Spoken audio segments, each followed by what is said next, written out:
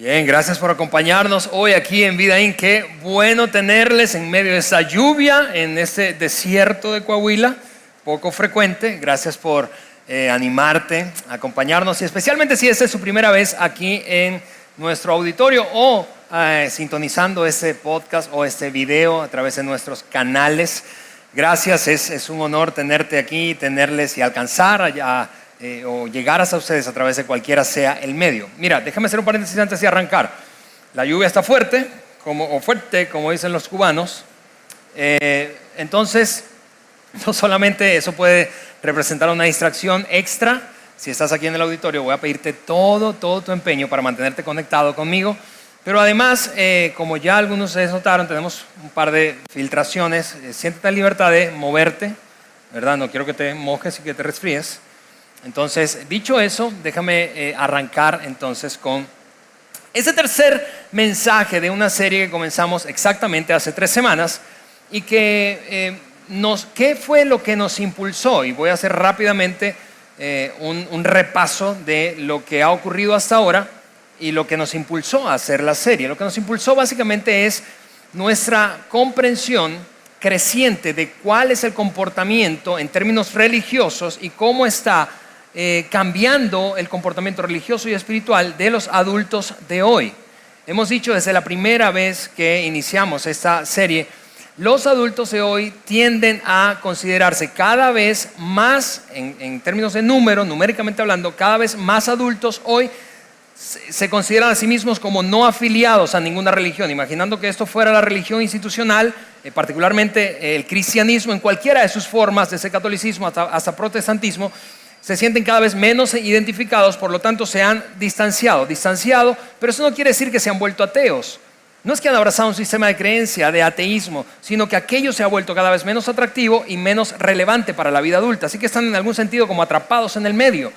Vimos un montón de estadística en la primera sesión de esta serie y te animo, si te la perdiste, a checarla porque va a darte un panorama, creo que bastante claro, de hacia dónde está apuntando el comportamiento de los adultos de hoy en términos espirituales y religiosos.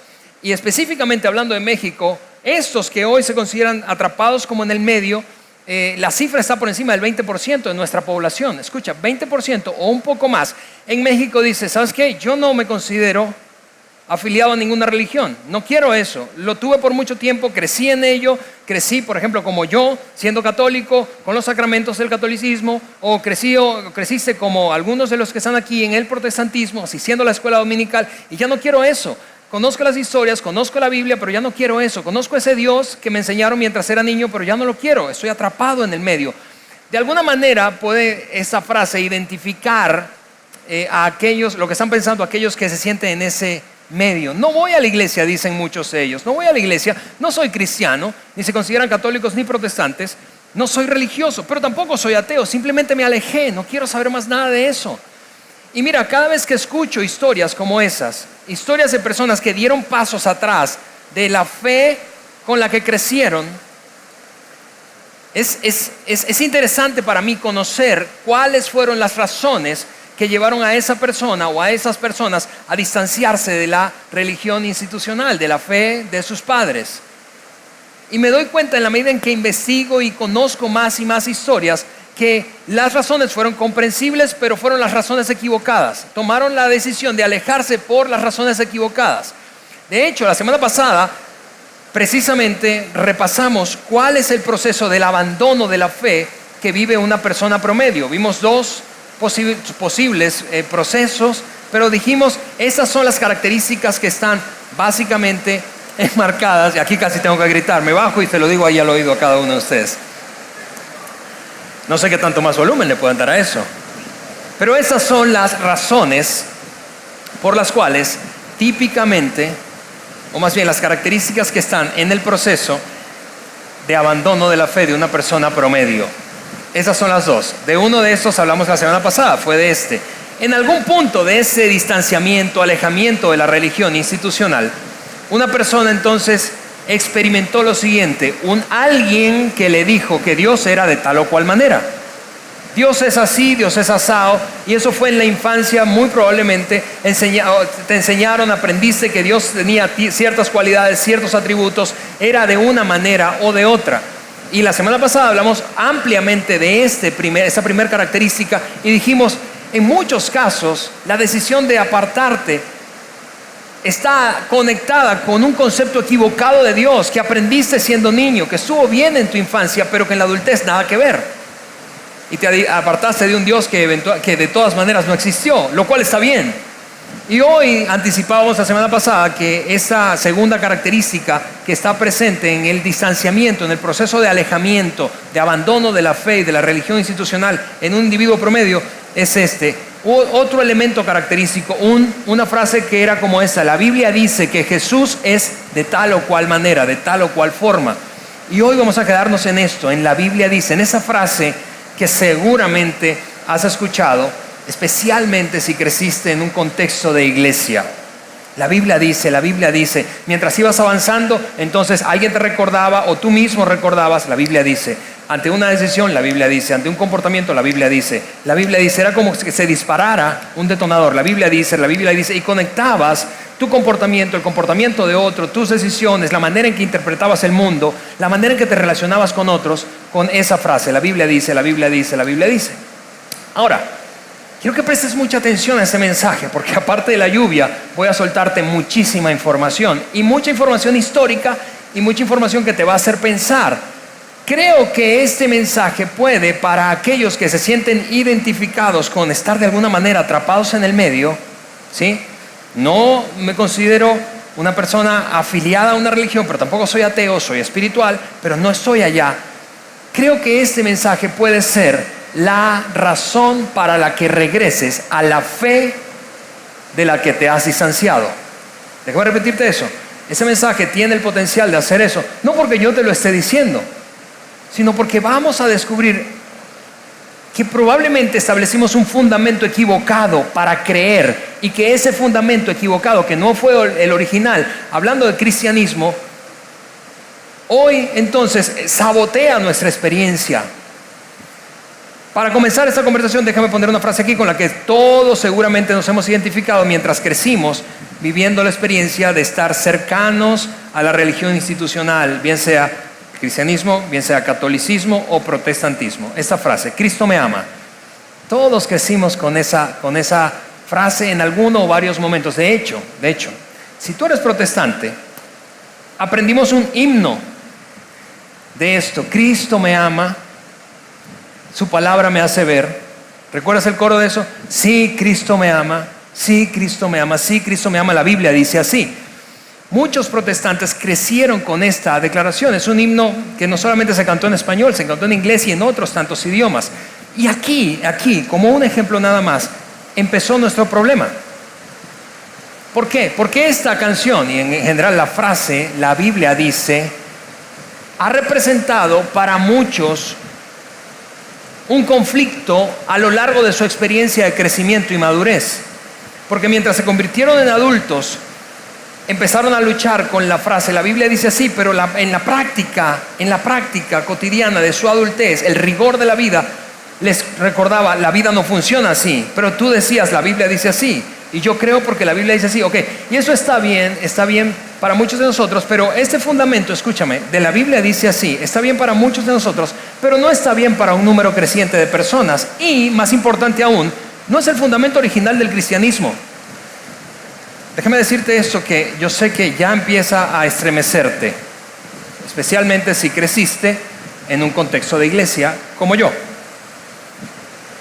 Esa declaración, la Biblia dice, no es el fundamento original del cristianismo.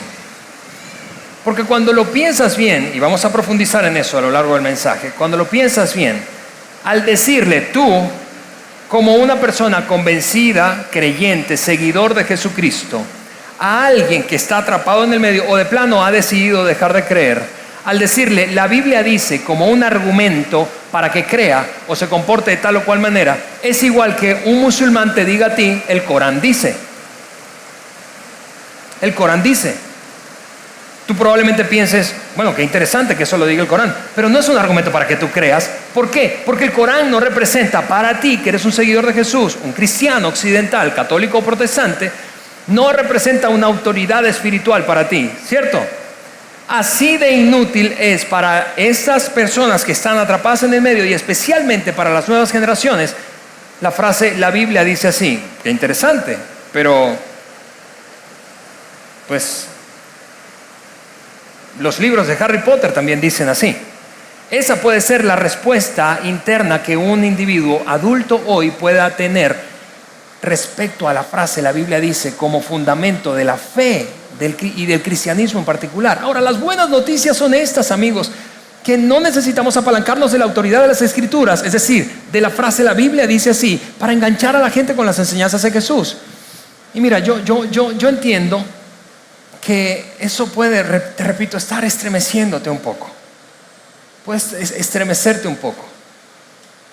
Pero estas buenas noticias son las que quiero repasar contigo a lo largo del mensaje. Porque el verdadero fundamento de nuestra fe, el fundamento original, no es un libro inspirado, sino el evento que inspiró el libro. No es un libro inspirado, sino el evento que inspiró el libro. Y me estoy refiriendo a la resurrección de Jesucristo. Ahora, déjame hacer un paréntesis nada más para aclarar de una vez. Yo personalmente creo y estoy absolutamente convencido de que toda la Biblia, desde el Génesis hasta el Apocalipsis, Antiguo y Nuevo Testamento, toda la Biblia es confiable y es inspirada por Dios. Yo creo eso. Es más, en nuestra iglesia, la organización que formamos, Vida en Saltillo, Vida en Monterrey y las que vengan, creemos eso. De hecho, si visitaras nuestro sitio web encontrarías esta declaración. Nosotros creemos que la Biblia en su totalidad es la palabra de Dios y que el Espíritu Santo guió a los autores de las Escrituras. Por lo tanto, la Biblia es infalible. Eso es lo que creemos y eso es lo que yo creo personalmente. Pero amigos, no estamos hablando hoy de lo que yo creo. Estamos hablando del comportamiento de las nuevas generaciones.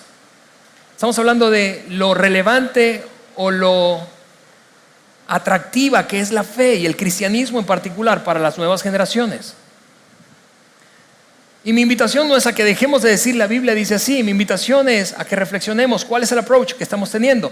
¿Por qué? Porque si yo sigo empeñado en mis convicciones y lo que yo creo sin que me importe lo que están interpretando las nuevas generaciones, entonces no estoy moviéndome con sensibilidad. Y lo decíamos al principio de la serie. Esta serie, para aquellos que nos consideramos seguidores de Jesús, convencidos, es una invitación a la sensibilidad, a pensar en aquellos que se están distanciando de nuestro Dios. Y si tú estás aquí, te sientes en el medio, yo quiero decirte que nosotros tenemos un alto compromiso, no solo contigo, sino con las nuevas generaciones. Porque no se trata de lo que creemos. Eso no va a cambiar. Mi teología no va a cambiar y la tuya no tiene por qué cambiar. El approach, la manera que abordo la conversación, la forma en que expreso, el fundamento que expongo como base de mi fe es lo que tiene que cambiar. Fundamento de fe, escúchame, no es un libro inspirado, te repito, sino el evento que inspiró el libro. Por eso la razón por la cual hay una Biblia es porque hubo una resurrección. Sin resurrección no habría Biblia. Habría la Torá, que es el Antiguo Testamento, la ley, el Pentateuco, los libros proféticos y poéticos que sirven como base a la religión judía. Sin resurrección no hubiese Biblia. No creemos porque la Biblia dice, creemos porque hubo una resurrección. Y yo sé que esta declaración puede estar ya estremeciendo a algunos de los que están aquí y estar pensando, sobre todo a quienes tienen historia de iglesia y especialmente a aquellos que se consideran cristianos protestantes. A ver, ¿cómo? Qué bueno que llegó Juan, para los que conocen a Juan, porque ya Alejandro está predicando locuras. Y estás estremeciéndose, y yo lo entiendo. Ahora, yo quiero compartirte por qué creo que eso te estremece, a ti como a mí. Nos estremece, número uno, porque tú y yo crecimos en un ambiente en donde se nos enseñó a creer que la Biblia es verdadera, punto. Si está en la Biblia es verdad, incluso antes de leerla. Escúchame, antes de leerla. Por cierto, protestantes que están aquí, que son típicamente, eso es estadística, los más asiduos de lectores de la Biblia.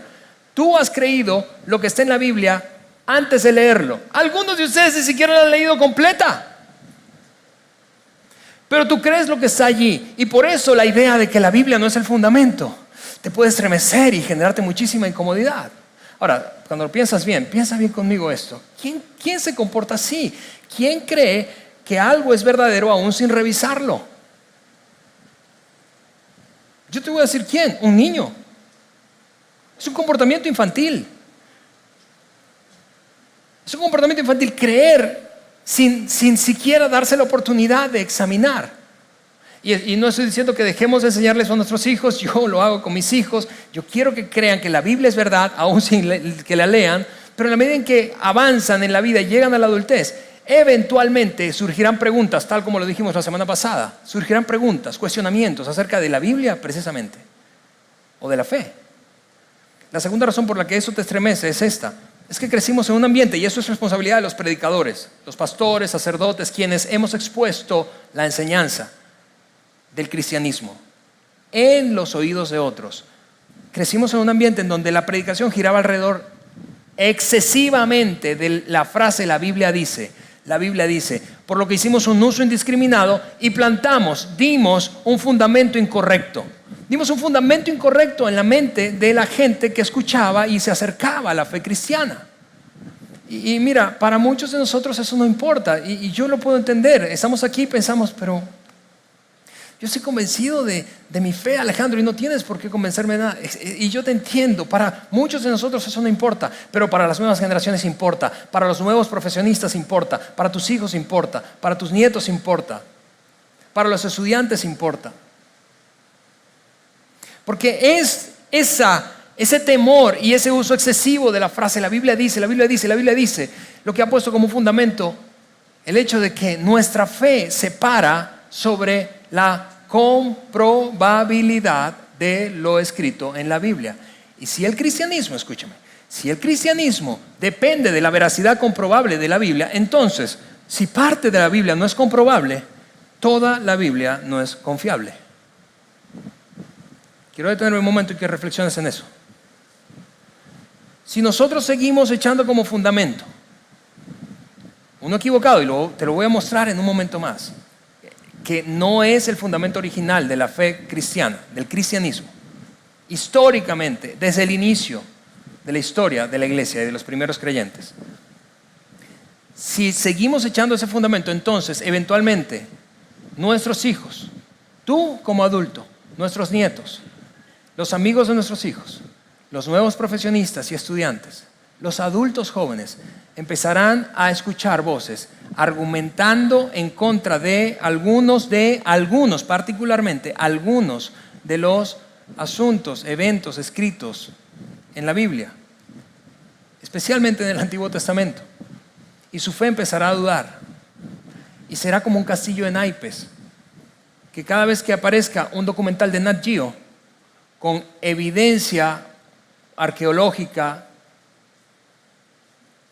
científica, histórica, de que, por ejemplo, es imposible que un ser humano esté en la panza de un pez durante 3 días y salga ileso, Jonás, o que no hay una certeza absoluta en términos de evidencia arqueológica e histórica que nos lleve a concluir que realmente los muros de Jericó cayeron, o es imposible desde el punto de vista científico que el universo haya sido creado en 6 días. Pum, pum, pum. Derribando 2 o 3 naipes se cae toda la torre. ¿Por qué? Porque entonces, vuelvo a decirte, si parte de la Biblia no es comprobable, toda la Biblia no es confiable. Y esto explica por qué cuando alguien comienza a tener dudas sobre la Biblia, pierde la fe.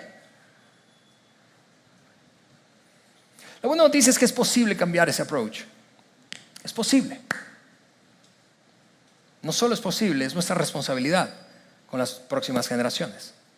Es nuestra responsabilidad con ese grupo demográfico creciente que está atorado en el medio y dice, ¿sabes qué? Yo no puedo, porque me enseñaron y crecí aprendiendo o escuchando, la Biblia dice, pero estoy escuchando ahora nueva información, nuevas voces que me hacen dudar. Y si la cosa está parada sobre la Biblia y su comprobabilidad, y estoy escuchando esto que me hace dudar de 1 o 2 o 3 acontecimientos escritos en la Biblia, mi fe debe estar puesta en algo equivocado. Y vuelvo a decirte, mientras crecimos, para muchos de nosotros, esto no era una conversación relevante. Esa conversación hace 10, 15 o 20 años era irrelevante porque crecimos en un ambiente de respeto total hacia la escritura bíblica. Es más, la Biblia estaba resguardada básicamente, digo desde el punto de vista de estudio, para ambientes como este. Para ambientes como ese, sin tantas luces seguro y humo y todo el show, ¿verdad? Pero para ambientes como ese, para templos, básicamente en el pasado, digo de 20 años hacia atrás, si alguien sentía la curiosidad de indagar acerca de algunos datos, acontecimientos bíblicos y comprobar su veracidad o no, tenía que hacer un esfuerzo intelectual e irse a una biblioteca, a echarse un clavado y a estudiar. Hoy no, ese tiempo desapareció. Hoy solo basta tomar tu teléfono inteligente, tu tableta o tu compu y en 5 minutos vas a dar con 200 ateos modernos o un montón de personas que tienen argumentación en contra de algunos de los acontecimientos bíblicos y tú dices, órale.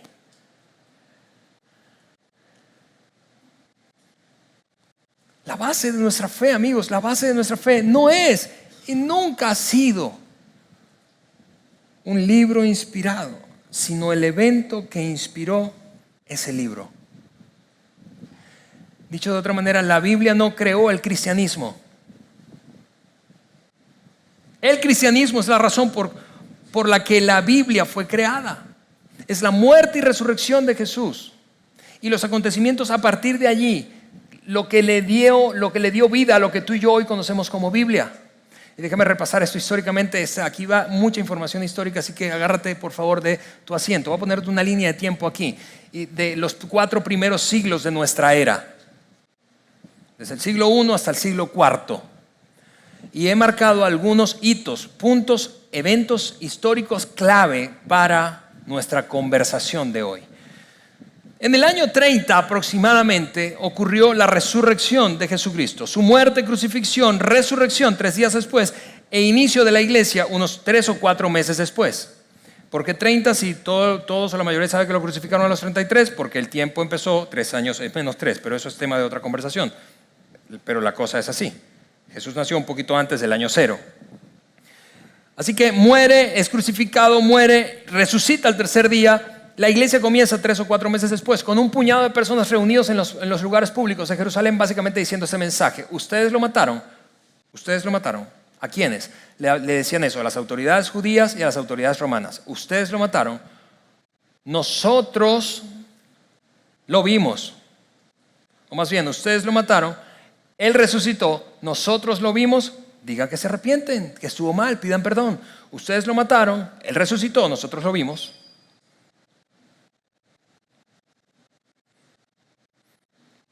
Así que se estuvo mal, piden perdón. Ustedes lo mataron. Nosotros lo vimos. Dios lo resucitó. Así que pidan perdón. Y así, de un puñado, de unas par de cientos de personas, explotó un crecimiento repentinamente. En este preciso instante nació la iglesia de Jesucristo. De ser unos cuantos cientos pasó a unos cuantos miles, más o menos unas 6,000. Eventualmente llegaron a ser 40,000 seguidores de Jesús en Jerusalén y todas las provincias aledañas. Todo eso formaba parte del Imperio Romano.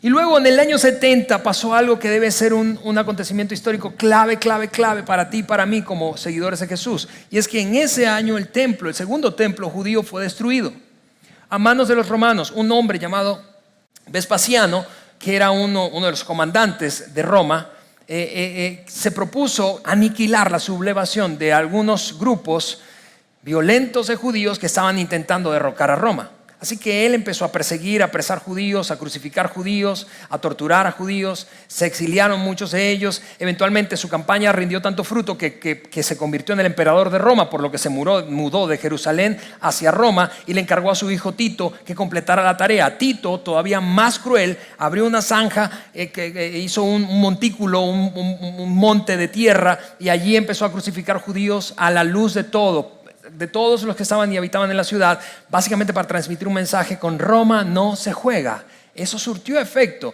y no solamente aniquiló la sublevación, sino que el ejército romano entró finalmente a Jerusalén e incendió el templo judío, y ahí el templo quedó destruido. Pero ¿por qué esa fecha es tan importante? Vespasiano comenzó en el año 66 y Tito terminó la destrucción del templo en el año 70. Un evento que duró casi 5 años no es referenciado, documentado, señalado por ninguno de los evangelistas y escritores del Nuevo Testamento. Es una cosa curiosísima. ¿Por qué? ¿Por qué, siendo un acontecimiento que Jesús mismo anticipó, la destrucción del templo? ¿Por qué no lo documentaron? Por una razón obvia: no había ocurrido. ¿Y por qué eso es tan importante? ¿Por qué es tan importante? Porque en esta fecha, año 70, no había ocurrido la destrucción del templo. Porque entonces todos los manuscritos del Nuevo Testamento que hoy disponemos en nuestras manos se escribieron más o menos en un periodo entre el año 49 y el año 86. Eso quiere decir básicamente, amigos, que los escritores fueron testigos oculares que todavía vivían cuando escribieron lo que escribieron. No escribieron, el Nuevo Testamento no se escribió 200 o 300 años después. Se escribió apenas 30 o 40 años después, con testigos oculares vivos de aquello que había ocurrido. Dicho de otra manera, lo que hoy consideramos inspiración bíblica, que yo creo en eso, la inspiración divina de todo lo que está escrito en la Biblia y particularmente en el Nuevo Testamento. Yo creo eso. Sin embargo, los escritores no le entraron a eso como en un trance espiritual para escribir, a ver qué me revela el Espíritu Santo para escribirlo. No. Fue un approach histórico. Lo que hicieron, y te voy a dar solo un ejemplo, hay varios, pero solo un ejemplo. Lo que hizo, por ejemplo, un hombre como Lucas, que era un médico súper meticuloso, en el capítulo 3 del tratado biográfico que escribió, es señalado básicamente todo en amarillo, todo aquello que es un indicio de dato histórico. Él dijo, era el año 15 del reinado de Tiberio. ¿Qué año era? El 15. No, él no escribió en una galaxia muy, muy, muy lejana. Eso no era un cuento, no era un escrito, tú sabes, cargado de espiritualidad. Él lo que hizo fue tomar la pluma y dijo, yo voy a contar lo que pasó, lo que yo vi que pasó y lo que entrevisté a la gente que vio que pasó. En el año 15 del reinado de Tiberio, que era el emperador de Roma, Poncio Pilato, mientras tanto, era el gobernador de Judea, de una de las provincias. Herodes Antipas era el gobernador de otra de las provincias, llamada Galilea. Su hermano Felipe era el gobernador de 2 de las provincias, Iturea y Tracónite. Finalmente, Lisania gobernaba Albania, otra provincia, y Anás y Caifás. Esto es Roma y esto es judíos. Anás y Caifás eran los sumos sacerdotes. Esa historia, él dijo, voy a narrar lo que ocurrió. Y lo hizo muy cercano a los hechos. Luego en el siglo I, entonces, después de empezar a escribirse esos documentos, manuscritos originales de lo ocurrido históricamente, se explotó una serie de copias. Empezaron a hacer copias de esos documentos, copias. Y transcurrieron, o más bien transitaron, recorrieron toda la costa del Mediterráneo, desde el Asia Menor hasta Europa del Este. Miles de documentos, copias de esos manuscritos originales. Por eso, amigos, cuando alguien dice, mira, no se puede confiar en la Biblia, porque son copias de copias. Yo quiero decir esto con el mayor tacto posible. Eso, amigos, es ignorancia. Esa declaración revela la ignorancia de alguien que no tiene el esfuerzo, no quiere hacer el esfuerzo intelectual de investigar qué es lo que pasó históricamente. Ellos, los autores, no escribieron esto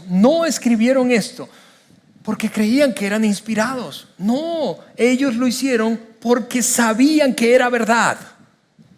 Lucas dijo, voy a contarlo. Mateo dijo lo que yo vi. Juan dijo lo que yo vi, lo que presencié.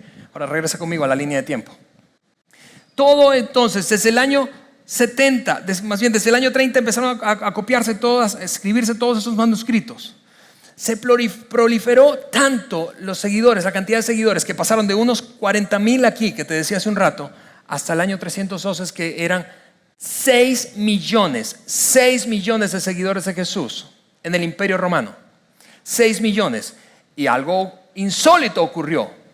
Constantino, siendo emperador de Roma, dijo, esto no lo para nadie, hasta la esposa se me está convirtiendo. Algunos historiadores opinan que la esposa de Constantino se convirtió en una seguidora de Jesús. Y él dijo, tengo que tomar una decisión política, el reino se me va a caer a pedazos si yo no hago a la religión oficial al cristianismo. E hizo que el cristianismo se convirtiera en la religión oficial de Roma. Y por eso hoy encuentras el montón de monumentos al cristianismo en Roma. 6.040.000. Amigos, en 282 años el cristianismo avanzó más que en cualquier otra época, sin una Biblia. Sin una Biblia. La Biblia dice que. Porque todo el debate se concentró no en lo que la Biblia decía o dijera, sino en Jesús realmente es quien dijo ser, resucitó como dicen estos que escriben ello. 6 millones llegaron a la convicción personal de que sí había ocurrido eso. No porque la Biblia dijera nada, porque no había Biblia. De hecho, vuelve a la línea de tiempo conmigo, te voy a mostrar esto. Después de que Constantino toma esa decisión, empieza a ocurrir en el año 350 una compilación, una recopilación, eso se le conoce como el Codex Sinaiticus y el Codex Vaticanus. Una recopilación de todos los libros sagrados de la Torá, del Antiguo Testamento, eso es el Pentateuco, los 5 primeros libros de la Biblia, los libros poéticos, los libros proféticos, profetas mayores y menores, junto con los documentos griegos del Nuevo Testamento, y empieza a compilarse, a compilarse, a compilarse, y durante 38 años se compilan hasta que finalmente en el 388, por primera vez, esa compilación es llamada la Biblia que tú y yo conocemos hoy. Amigos, 388 años. El mayor crecimiento de la fe cristiana, históricamente hablando, en proporción, ocurrió sin una Biblia. ¿Ves por qué decía que aunque nos resulte incómodo a muchos de nosotros que crecimos en este ambiente, la Biblia no es el fundamento de la fe cristiana? ¿Cuál es el punto de este mensaje? Que antes de que el Antiguo Testamento y el Nuevo Testamento fueran combinados bajo el título la Biblia, el cristianismo ya había reemplazado al panteón romano, al bárbaro y a la mayoría de los dioses egipcios y griegos. Era la religión oficial del Imperio Romano. Ahora imagina esto, imagina, para terminar, un debate imaginario. Te voy a plantear un debate imaginario. Un debate imaginario entre estas 4 personas. Por un lado están 2 de los ateos contemporáneos más influyentes del mundo, un gringo llamado Sam Harris y el otro, un británico llamado Richard Dawkins, del que hablamos la semana pasada. Ellos 2 tienen un montón de argumentos, léelos. Googlea a esos hombres y te vas a dar cuenta que tienen un montón de argumentos en contra de la Biblia, en contra del cristianismo y particularmente en contra del Antiguo Testamento. Y del otro lado, en este debate imaginario, tenemos a 2 hombres, testigos oculares de lo ocurrido, Pedro y Pablo. El apóstol Pedro y el apóstol Pablo. Luego de escuchar a estos con toda la retahíla de argumentos que tienen, poderosos, argumentos intelectuales, históricos, científicos, Pedro se rasca la cabeza y dice, ¿sabes qué es? Eso que me estás diciendo es, lo que ustedes dicen es súper interesante. La verdad es increíble la cantidad de información que ustedes manejan. Yo honestamente por mi parte les digo, wow. Pero por otra parte les tengo que contar, eso no tiene nada que ver con mi fe. Porque yo no creí porque había una Biblia. Yo creí porque anduve con el tipo 3 años. Y anticipó durante ese periodo de tiempo varias veces la muerte y el tipo de muerte que tendría. Y que iba a resucitar, y lo hizo. Y después de negarlo y creer que todo se había venido abajo tras su muerte, unos días después estaba desayunando con él en la playa. Yo no sé si eso que dicen es cierto o no, pero eso nada tiene que ver con la decisión de creer en Jesucristo como mi Salvador. Porque yo creo en Él y soy un seguidor suyo. Porque Él anticipó su muerte y su resurrección y logró cumplirla. Y si alguien es capaz de hacer eso, yo hago lo que Él diga. Y luego Pablo dice, órale, yo escuchándole, yo tengo mucho en común con ustedes. Porque honestamente al principio yo quería aniquilar a todos los cristianos. Yo quería desaparecer a la iglesia de la faz de la tierra. Ese movimiento me fastidiaba, apresé a un montón, torturé a otro, me disfruté como asesinaban a algunos. Hasta que me encontré con un Salvador resucitado. Igual que Pedro, yo no sé si eso que dicen es cierto, pero es irrelevante. Yo creo porque Cristo resucitó y mis ojos lo vieron. No creo porque la Biblia dice, no lo sé. Amigos, esa es la cosa.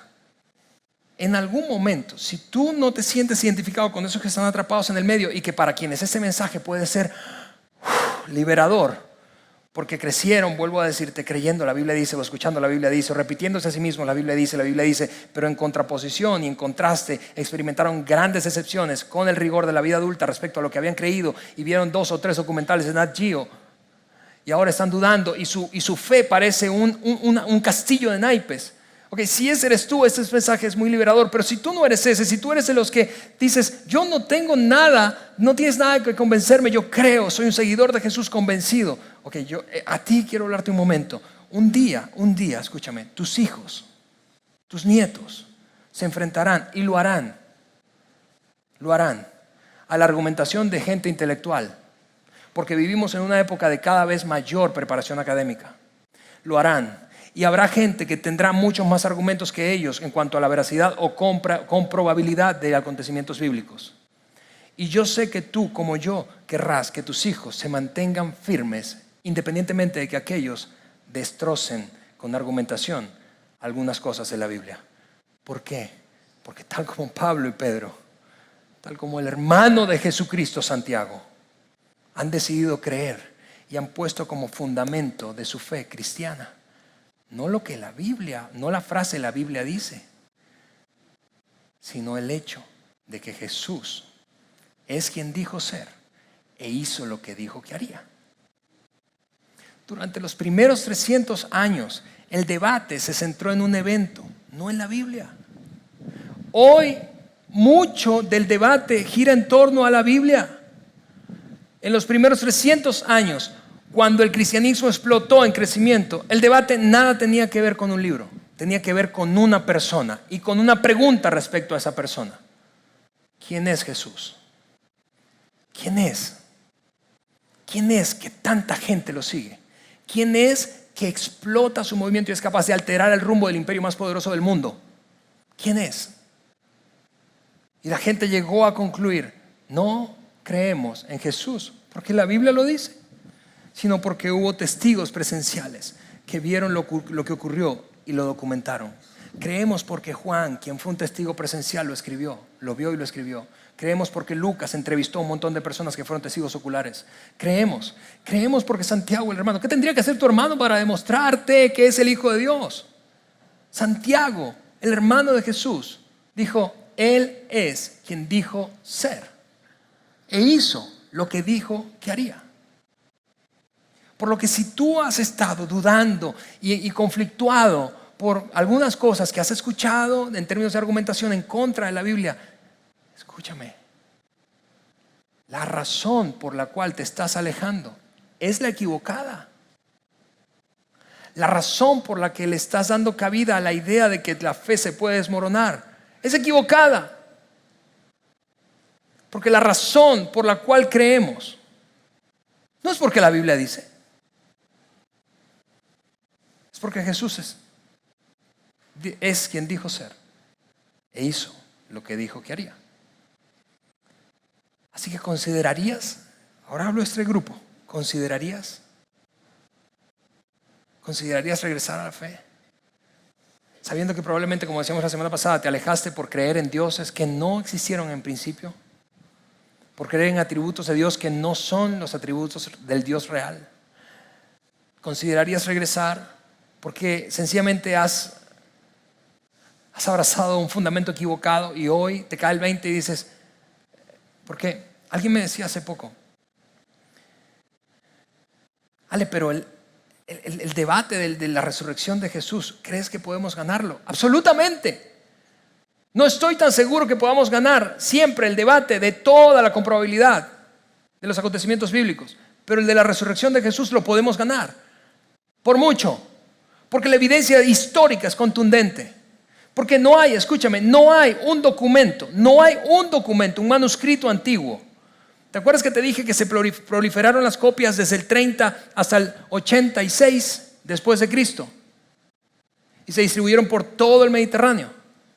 No hay un documento histórico antiguo, ni uno solo, desde la antigüedad hasta la creación, la invención de la imprenta moderna. Ni un documento, ni uno se le compara en cantidad de copias. Ni uno. Hablo del Nuevo Testamento. No hay uno solo. El más cercano se llama la Ilíada de Homero, con 600 copias. Y el Nuevo Testamento tiene más de 20,000 copias. El debate de los acontecimientos históricos, específicamente del Nuevo Testamento y más particularmente de la muerte y resurrección de Jesús, lo podemos ganar con los ojos cerrados.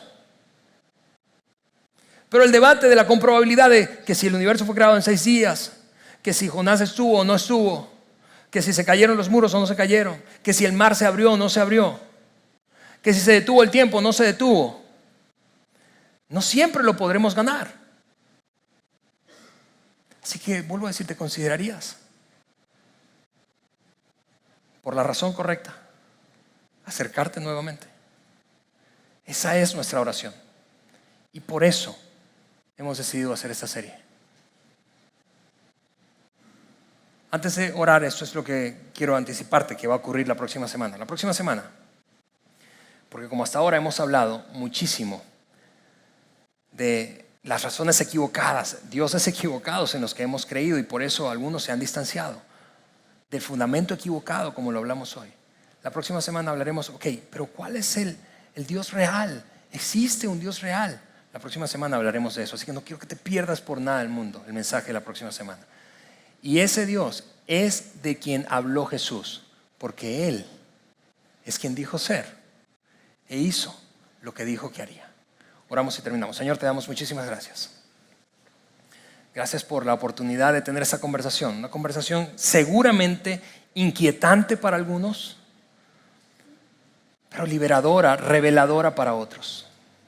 Gracias, Dios. Gracias por darnos la oportunidad de crear un ambiente seguro para tener esta conversación. Gracias por permitirnos disentir, estar de acuerdo o en desacuerdo. Pero gracias, Dios, por ayudarnos a mantener el enfoque, no solamente en lo que nosotros creemos teológicamente, sino en las próximas generaciones y cómo hacer de la fe y de la iglesia una fe y una iglesia digna de ti, Señor. En el nombre de Jesús. Amén.